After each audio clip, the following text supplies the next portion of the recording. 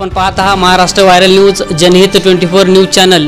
या ठिकाणी भीम टायगर सेनेचे राष्ट्रीय संस्थापक अध्यक्ष दादासाहेब शेळके उमरखेड येथे आले असता त्यांचे या ठिकाणी मुलाखत घेण्यात येत आहे। दादासाहेब मला सांगा, बुद्धगया येथील विहार मुक्तीसाठी बुद्धांच्या ताब्यात द्यावं या मागणीकरिता बौद्ध भिक्षूंनी बुद्धगया येथे आंदोलन छेडलेले आहे। त्याबद्दल आपली प्रतिक्रिया काय आहे कृपया या ठिकाणी चॅनलच्या माध्यमातून कळवावे। जय भीम, जय संविधान। सध्या महाराष्ट्र असेल, देश असेल, पूर्ण जगभर ज्याला असं म्हणता येईल बुद्धगयाचा हा विषय पोहोचलेला आहे। आणि म्हणून जगभरातील भिक्खू असतील, देशातील भिक्खू असतील, महाराष्ट्रातील भिक्खू असतील, हे सर्व बौद्ध उपासक, सर्व आंबेडकरी अनुयायी हे सर्व मिळून जवळपास 1 महिन्यापासून बुद्धगया मुक्ती आंदोलनासाठी आंदोलन करत आहेत, उपोषण करत आहेत। आणि पहिल्यांदा त्या सर्व आंदोलनाला भीम टायगर सेनेचा राष्ट्रीय अध्यक्ष नात्याने मी पाठिंबा दर्शवितो। एवढंच नाही, उद्या भीम टायगर सेना रस्त्यातसुद्धा उतरेल। आणि मुळातच हा जो विषय आहे हे टोटल या देशातील तमाम बौद्ध बांधवावर अन्याय करणारा आहे, असं माझं स्पष्ट मत आहे।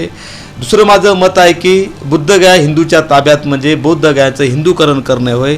तिसरी गोष्ट, बुद्धगया हिंदू लोकांच्या ताब्यात म्हणजे त्यातले जे आर्थिक जे लूट आहे, जे जगभरात डॉलरमध्ये जे पैसा येते, माझ्या अभ्यासानुसार बुद्धगयाची वार्षिक उलाढाल जवळपास 1 लाख कोटीची आहे। आणि हा सर्व पैसा त्या लोकांच्या ताब्यात आहे। आणि म्हणून हे 100% आपल्यावर अन्याय आहे। एवढंच नाही तर आपल्या सर्वांना माहीत असेल हे संविधानाला छेद देणारा विषय आहे।